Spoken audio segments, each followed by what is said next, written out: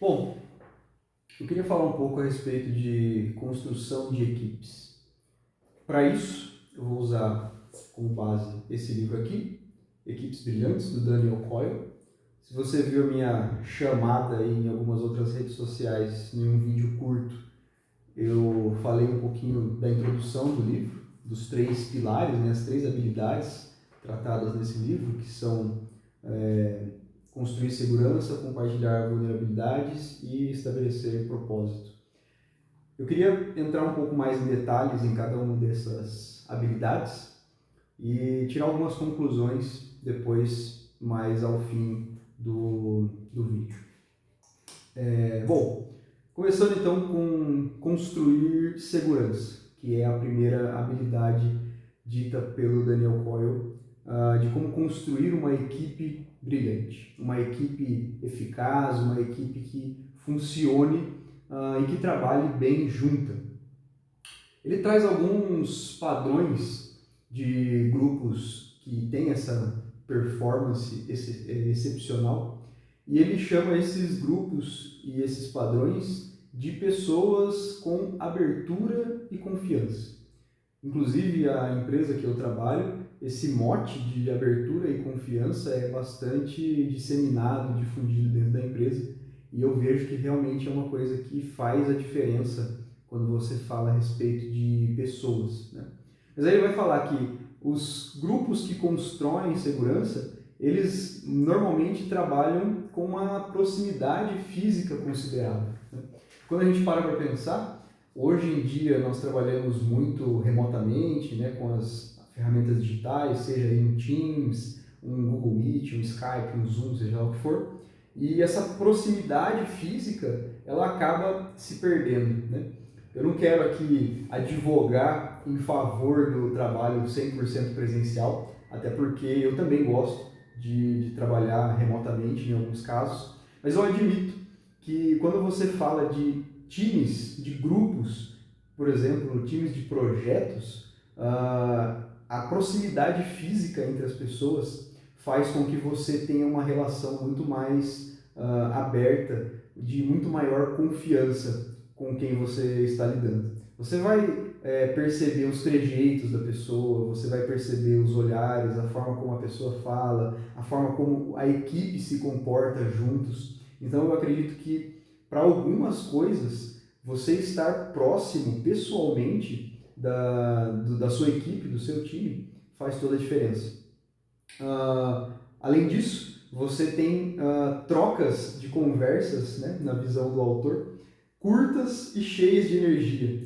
Ele fala que as equipes que trabalham de uma forma com segurança não tem uma pessoa que monopolize o discurso, que fica falando o tempo inteiro, com discursos longos, prolixos, como se estivesse tentando, entre aspas, aí, né, enrolar os outros membros do time. Mas sim, todos participam, todos trazem suas ideias de uma forma concisa, de uma forma enérgica, de uma forma que todo mundo participe e que ninguém fique ali monopolizando a conversa.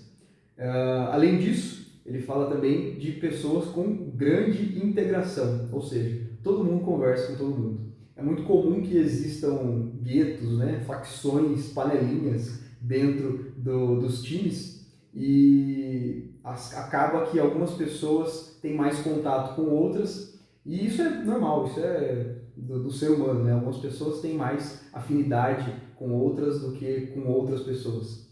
Mas em grupos onde a segurança e a abertura, a confiança é exercida, todo mundo conversa com todo mundo. Não existem barreiras hierárquicas, não existem barreiras étnicas, raciais, de gênero e assim sucessivamente. Nem eu sei mais do que você ou eu sou superior, o meu cargo é maior, não. Todo mundo conversa com todo mundo. Poucas interrupções, muitas perguntas, humor, risos e atenção, cortesia, né? A famosa escuta ativa. Ou seja, criar um grupo com abertura e confiança envolve todas essas coisas. Mas a construção de confiança é um sistema contínuo, precisa ser um sistema contínuo.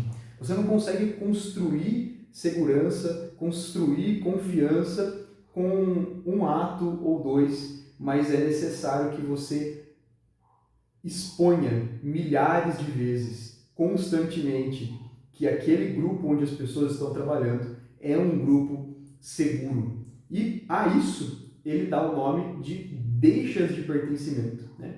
Que é você olhar para as pessoas que trabalham com você, para as pessoas que fazem parte do seu grupo e sinalizar para elas de inúmeras formas diferentes, como só um ser humano sabe fazer, que aquela pessoa pertence ao grupo, que ela pode se sentir segura dentro daquele grupo.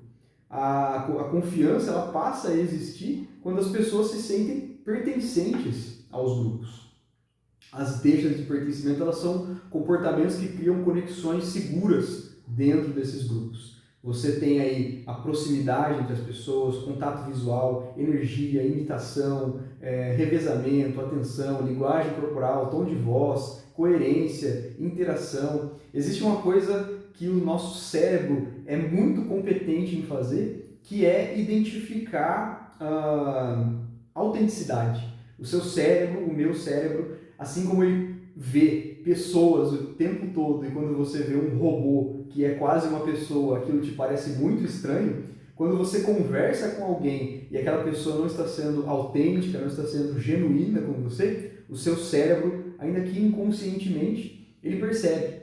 Então, essas deixas de pertencimento, essas atitudes de autenticidade, dizendo para as pessoas, seja verbalmente, seja apenas com uma linguagem corporal, apenas com um incentivo, muito bom, parabéns, é isso, estou com você, eu até brinco, né? Na minha igreja, às vezes eu estou tocando guitarra e o baixista faz uma frase lá que eu achei muito legal e eu não falo nada, eu só olho para ele e falo, muito bom, né? Faço um sinal pro cara e aí a pessoa já se sente mais à vontade ali para poder ousar mais, fazer frases mais bonitas e assim sucessivamente. Além disso, né? Uma boa deixa de pertencimento, ela tem 3 qualidades básicas. Ela tem energia, ou seja, você investe verdadeiramente nessa troca que está acontecendo com as outras pessoas. Ela é individualizada, ou seja, você não trata a sua equipe como uma massa de pessoas, como um grupo de pessoas que são uma amálgama de uma coisa só, mas sim de forma individualizada. Uma equipe ela é construída por indivíduos, então cada indivíduo da equipe precisa ter uma sinalização de pertencimento individual e personalizada. Nem todo mundo se sente participante de um projeto, de uma equipe, de um time, pelos mesmos motivos, né? Então, cada pessoa precisa ter uma individualização. E, além disso, as deixas de pertencimento elas têm que ter uma orientação futura, ou seja, ela tem que sinalizar a continuidade do relacionamento para depois do uso. Ou seja, quando você está trabalhando num projeto, por exemplo, e aquelas pessoas que trabalham com você elas estão trabalhando para aquela finalidade, para fazer com que o projeto aconteça, as deixas de pertencimento precisam sinalizar para essas pessoas de que elas não estão sendo apenas usadas para que o projeto aconteça, mas que a relação, o relacionamento que nós temos uns com os outros vai continuar depois que o projeto terminar, depois que as habilidades daquelas pessoas forem utilizadas. Ou seja, você sinaliza para elas que elas são importantes enquanto pessoas, e não enquanto aquilo que elas podem fazer. E, mais importante do que isso, o líder do time, da equipe, ele precisa exalar essas deixas de pertencimento. A mensagem principal que ele precisa trazer é sempre: você está seguro e você permanecerá seguro. Além disso, né, o Daniel Coyle do livro também vai falar a respeito de algumas métricas de desempenho. Todos os grupos que possuem um objetivo precisam mensurar se estão próximos ou não de atingir esses objetivos, né? E existe um estudo que mostra 5 medidas mensuráveis de um grupo eficiente. Primeiro, se o seu grupo, todo mundo conversa e escuta mais ou menos na mesma medida, fazendo pequenas contribuições com o tema em questão, você está próximo de ter um grupo bastante eficaz. Em segundo lugar, se os integrantes mantêm ali o contato olho no olho e essas conversas entre eles são cheias de energia, você está também caminhando para ter um grupo altamente eficaz. Em terceiro lugar, ele fala que os integrantes se comunicam entre si e não falam somente com o líder da equipe, ou seja, existe um compartilhamento de informação omnidirecional, né, para todos os lados. Em quarto lugar, os integrantes eles desenvolvem conversas secundárias e paralelas com outros da equipe, ou seja, eles criam aí essas facções, entre aspas, né, entre o grupo, mas para que todos possam compartilhar informações entre si e se direcionarem para um objetivo comum. E por último, ele fala que os integrantes buscam informações fora da equipe e compartilham com os demais. Ou seja, isso mostra que as pessoas estão indo além daquele círculozinho da equipe para poder estudar como tornar a equipe melhor, como fazer com que o objetivo da equipe seja atingido de uma forma mais eficiente. Ou seja, o desempenho do grupo ele depende do comportamento que comunica uma ideia poderosa e de longo alcance. As palavras, na maior parte das vezes, elas são só ruído, né? As palavras, elas muitas vezes não importam tanto. O que importa são mais os comportamentos, ou seja, como você se comporta com as pessoas que fazem parte do seu grupo. E aí, avançando, né, ele fala a respeito de debates e questionamentos. Algumas pessoas têm aversão a debates, aversão a questionamentos, a discordâncias, mas o grande ponto e a grande verdade é que os debates e os questionamentos, as discordâncias, elas são fundamentais para uma equipe funcionar direito. É essa visão multidisciplinar que faz com que as coisas aconteçam e a possibilidade de as pessoas do grupo trazerem as suas visões distintas que faz com que o grupo sinta segurança, né? As pessoas vão dizer assim, pô, eu posso questionar, eu posso debater, eu posso discordar dentro dessa equipe sem que as minhas opiniões sejam tolhidas. E aí, uma liderança forte do grupo, ela precisa fomentar debate, questionamento franco e aberto. Porque, de novo, as pessoas são muito eficazes em perceber as coisas que não são feitas com franqueza e com autenticidade. E isso tem que acontecer independente do assunto, por mais polêmico que ele seja. Não pode existir assunto proibido dentro de uma equipe com abertura e confiança, né?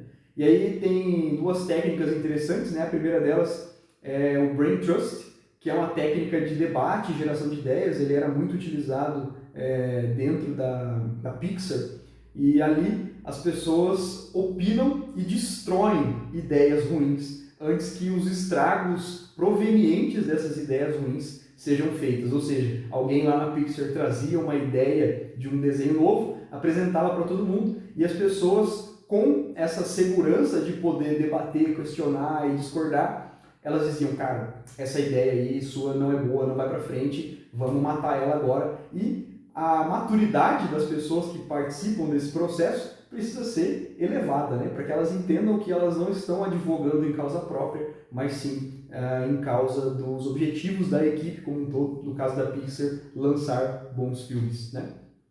E a outra coisa é que se você tem burocracias excessivas, brigas internas excessivas dentro da equipe, você destrói tanto a equipe quanto o avanço da equipe. Essa coisa chamada de gerenciamento de status, né? Que é que todo mundo fica, quem dá as ordens aqui? Para quem eu preciso responder? Quem vai me cobrar? Quem é que vai me punir se eu não fizer a minha tarefa? Esse gerenciamento de status, ele faz com que as coisas não andem. Ele faz com que o objetivo final do grupo não seja atingido.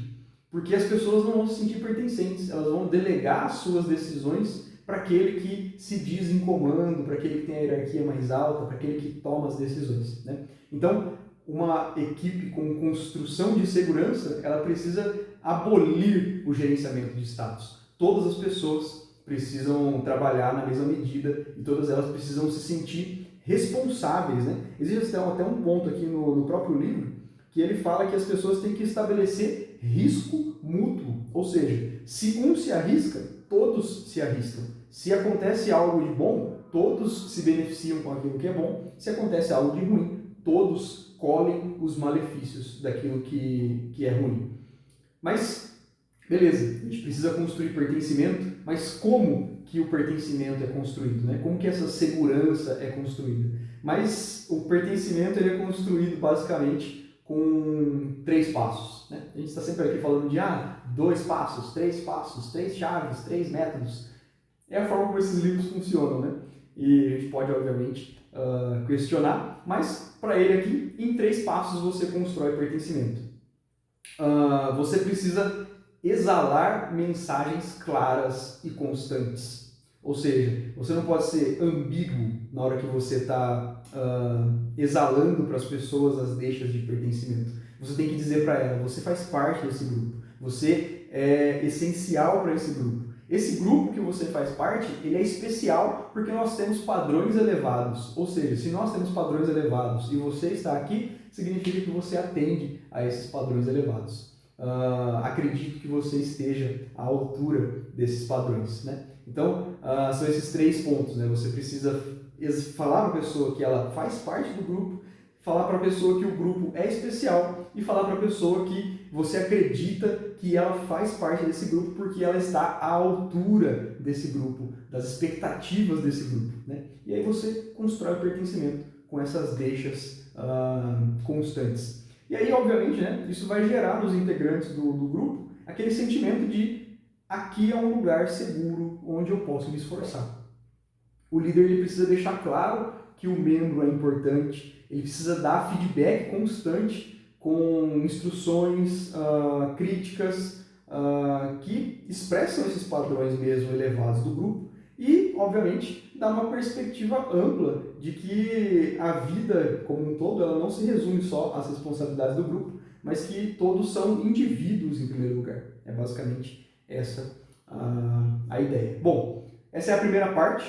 Eu acredito que eu vou dividir esse assunto em 3 partes, mas basicamente na primeira parte do livro o autor Daniel Coyle vai falar a respeito de construir segurança. Então, não se esqueça, é necessário que as pessoas se sintam seguras dentro de grupos que são eficazes, porque assim elas vão se sentir pertencentes e vão ousar mais e trabalhar mais em prol dos objetivos desse grupo. É isso e até a próxima.